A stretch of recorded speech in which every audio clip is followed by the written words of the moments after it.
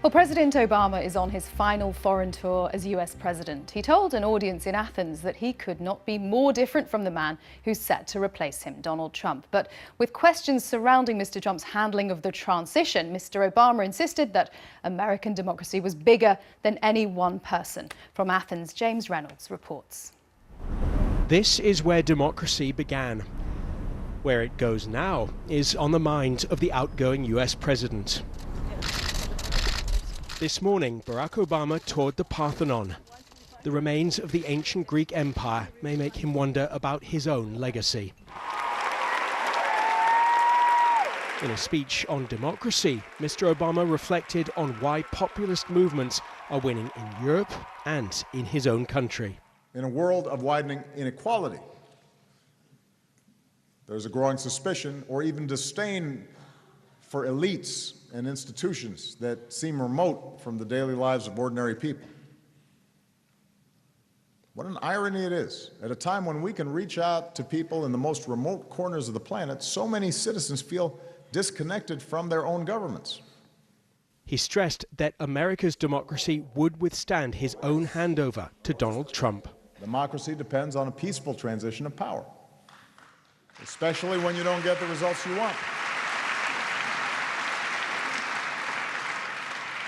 And as you may have noticed, the next American president and I could not be more different.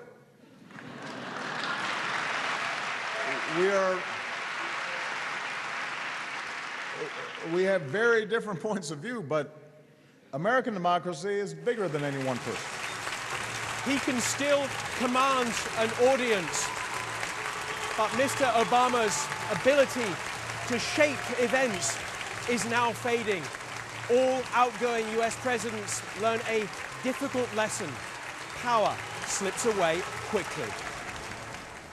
This evening, he flew on to Berlin for a final meeting with his close ally, Chancellor Angela Merkel. This president is not quite finished yet. James Reynolds, BBC News, Athens. Well, there is a lot of talk about what Donald Trump's policies will be on subjects like climate change. He says he wants to pull the US out of the Paris climate deal, where countries pledged to limit global warming. World leaders are now in Marrakesh in Morocco discussing how to implement the promises they made in that Paris agreement. Here's what the US Secretary of State has to say. Here at the 22nd COP, no one can deny the remarkable progress that we have made. Progress that actually was pretty hard to imagine even a few years ago. The global community is more united than ever, not just in accepting the challenge, but in confronting it with real action, in making a difference. And no one should doubt the overwhelming majority of the citizens of the United States who know climate change is happening and who are determined to keep our commitments that were made in Paris. That's the US Secretary of State John Kerry speaking there in Marrakesh. Now a look at some of the day's other news. A senior football official from Qatar, the country hosting the 2022 World Cup, has been banned from all football-related activities for a year. The ban's been imposed on Saud Al Mohanadi because of his refusal to be a witness in an ongoing inquiry. In addition to the ban, football's governing body FIFA says he's also been fined around $20,000. Bob Dylan will not attend next month's celebration in Stockholm to accept his Nobel Prize for Literature. The legendary singer and songwriter explained in a letter to the Academy that he could not make himself available because he had other commitments. He'll still receive the prize under the condition that he gives a Nobel lecture within 6 months of the awards ceremony. The BBC is to undertake the biggest expansion of the World Service for 70 years. It's creating 11 new language services, including for the first time Korean. It will also expand television services across Africa and introduce new mobile and digital services. It means BBC journalism will now be available in over 40 languages, and there will be more frontline reporting around the world. Well, it's been a week since the Indian government's surprise decision to scrap the 500 and 1,000 rupee notes. Together, they account for more than 80% of the total cash in circulation. Indians have been queuing up to change their old currency notes, but banks and cash points are struggling to cope. The BBC's Sanjoy Majumdar has been to Rajasthan to see how rural India, where cash accounts for almost all transactions, is coping.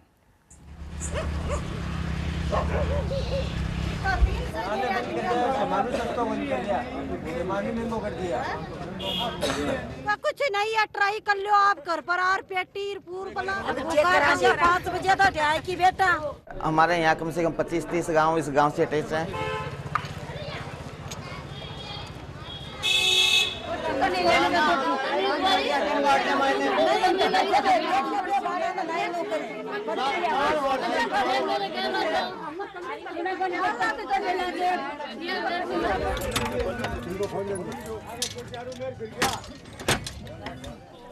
These are the first few people being let into the bank now that it's open, a few at a time.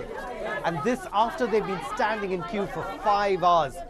Now, at the moment, they can only take their old rupee notes and deposit them. They're getting nothing in return because the bank doesn't have a supply of the new notes. And that's a real problem for these people because they desperately need their cash today. अभी remittance नहीं मिला है, remittance की problem चल रही है। Currency जैसे ही आएगी हम पेमेंट कर रहे हैं, पिछले 2 दिन से पेमेंट किया हमने कंटिन्यू। छोरी को काल ब्याह है 16 तारीख को, अब मैं पैसा की जरूरत की खातिर आया हूँ। जगह मैं बैंक के मायने हर आदमी बोलो कि जमा करा दे जो तो मिल जाए, जमा करा दिया मंदिर को नहीं।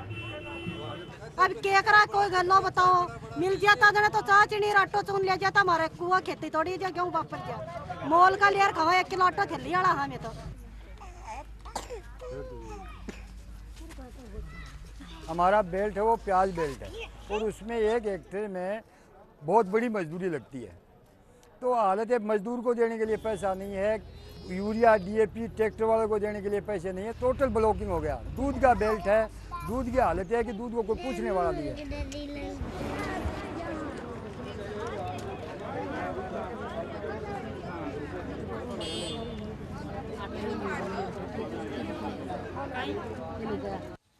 Let's take you to Syria now, and government warplanes are reported to have badly damaged one of the last remaining medical facilities in the rebel-held east of Aleppo, the Bayan Children's Hospital. The hospital's director said he was sheltering from the airstrikes in a basement, along with staff and patients unable to leave. Activists said a blood bank and ambulances had also been put out of action by barrel bombs. At least 15 people have been killed in the 2 days of strikes on Aleppo, and there have been other deaths in attacks on rebel positions in nearby provinces. Meanwhile, President Assad has given a new television interview in which he said Donald Trump could be a natural ally to his country. Can he deliver? Can he go in that regard? What about the countervailing forces within the administration, the media, the mainstream media that were against him? How can he deal with it? That's why, for us, it's still dubious whether he can do or live up to his promises or not. That's why we are very cautious in judging him, especially as he wasn't in a political position before. So we cannot tell anything about what he's going to do. But if, let's say if he's going to fight the terrorists, of course we're going to be ally, natural ally in that regard.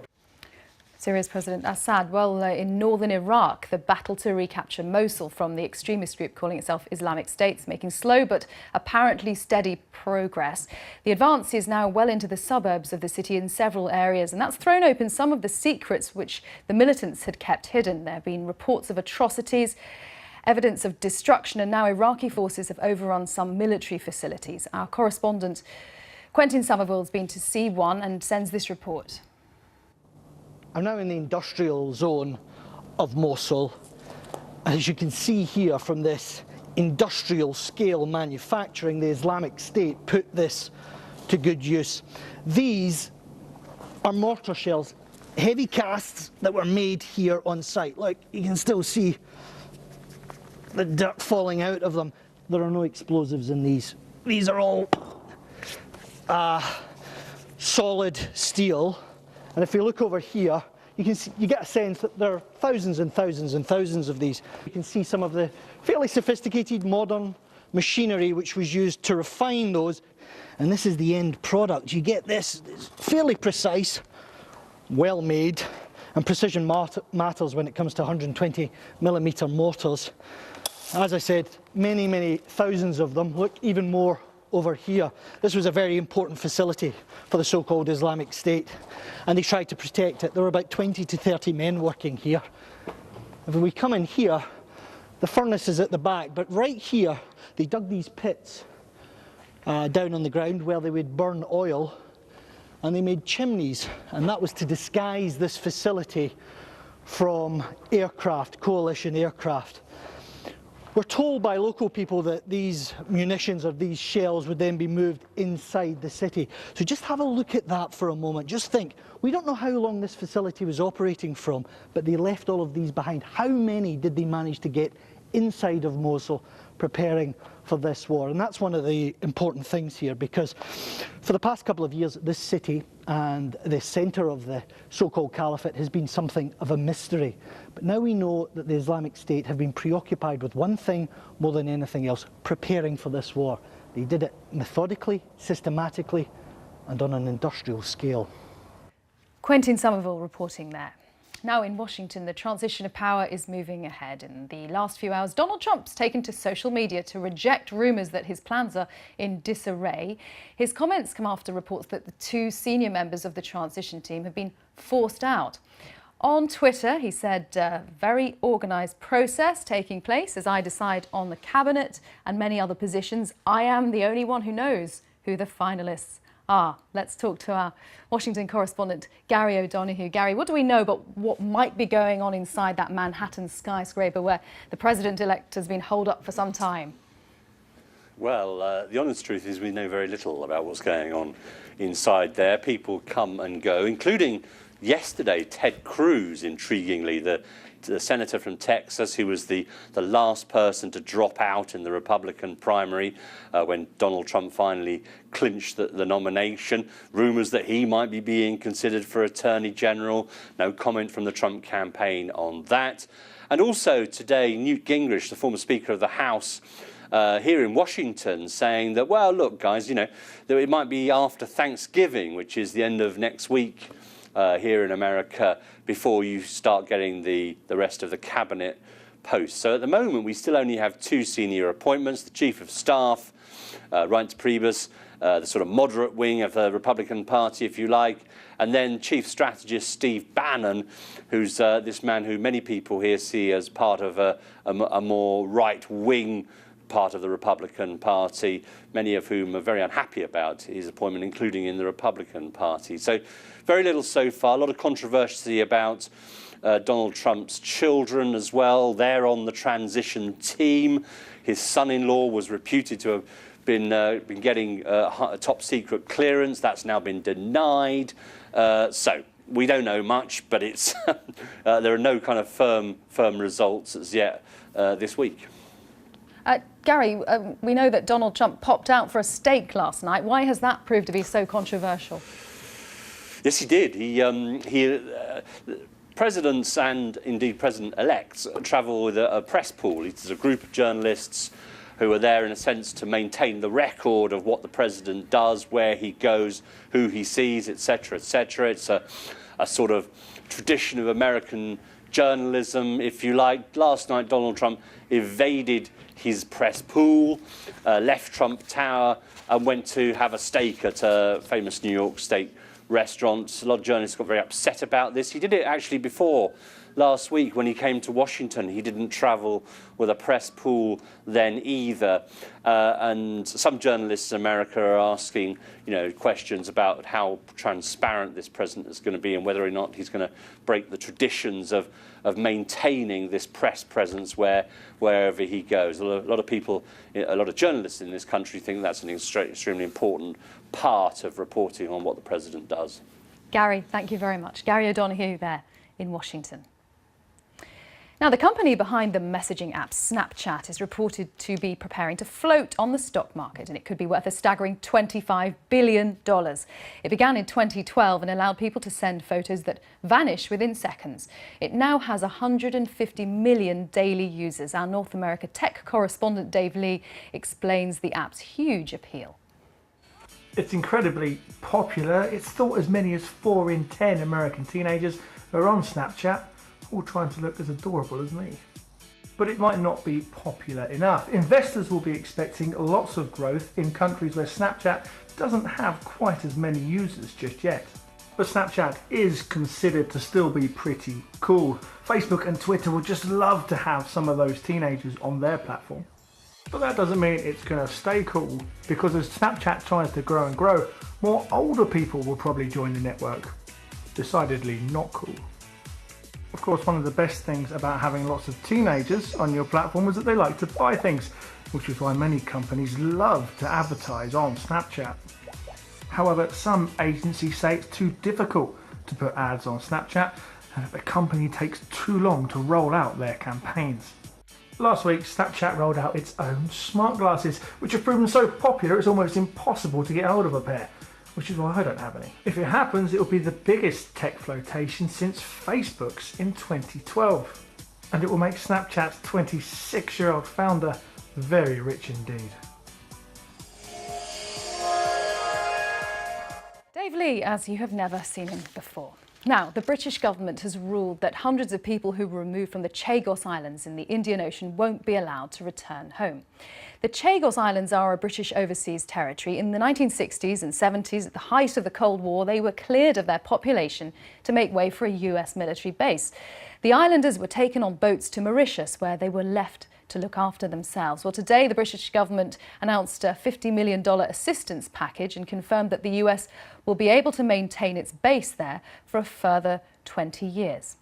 With me is Alan Vinkantasin, who was one year old when he was evicted from the Chagos Islands. Thanks very much for coming in. First of all, your reaction to today's announcement.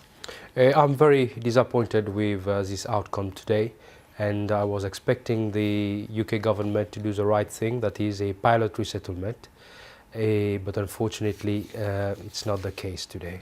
What do you make of what the government has had to say? I mean, the Foreign Office say they regret what happened back in the 1960s very much. It was wrong, but they've ruled out resettlement on the grounds of feasibility, defence and security interest and the cost to the British taxpayer.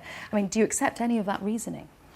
I think, these reasonings, they are there, but at least a pilot resettlement would have given us some hope for the future as a British overseas territory.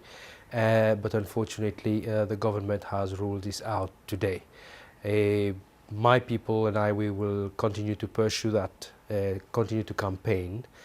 And, with the package of 40 million, which has been offered, I think we need to look at that and how this can be used to change the lives of our people around the globe.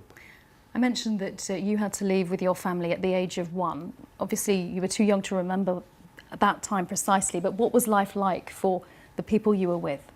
We were just dumped in Port Louis in Mauritius to fend for ourselves. There was no housing or job provisions at all ready for us when we arrived there in Mauritius.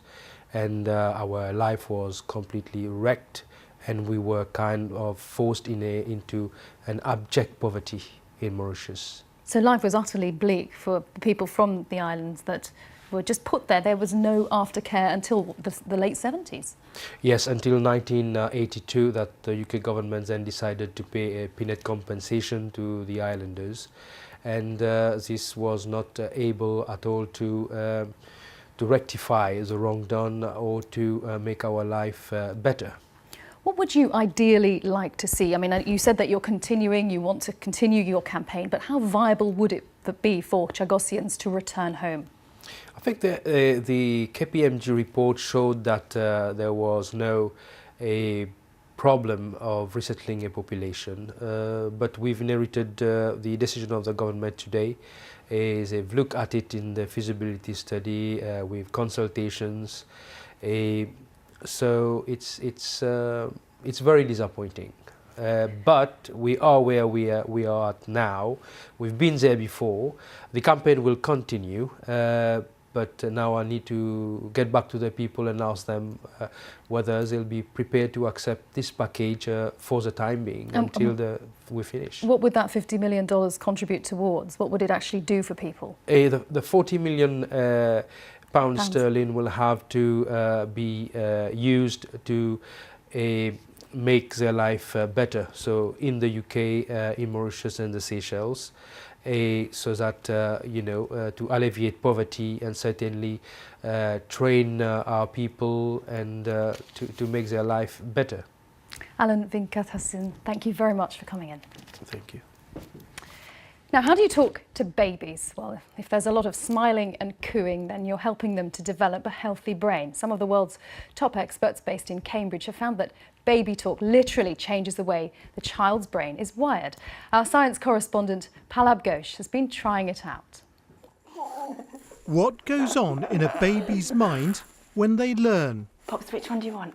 Poppy's cap is measuring her brainwaves, and her mum Sarah is being monitored too while she's teaching her daughter. The readout is a jumble of lines, but when simplified it looks like this. The early indications are that when the black line of mum's brainwaves don't match the baby's in red, Poppy learns less well. But in this case, when the two are in tune, Poppy learns more quickly. And this happens best when there's prolonged eye contact. They're also in sync when Poppy's mum speaks to her in a soothing sing-song voice, known as motherese. Babies really love listening to motherese even more than listening to adult speech. And it holds their attention better, and the speech sounds are clearer, so we know that the more motherese a baby hears, the better their language development. This is what the world seems like to babies, a rush of sights and sounds.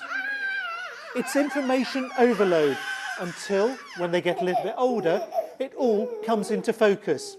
This is a crucial time in all our lives when important connections are being made inside the brain.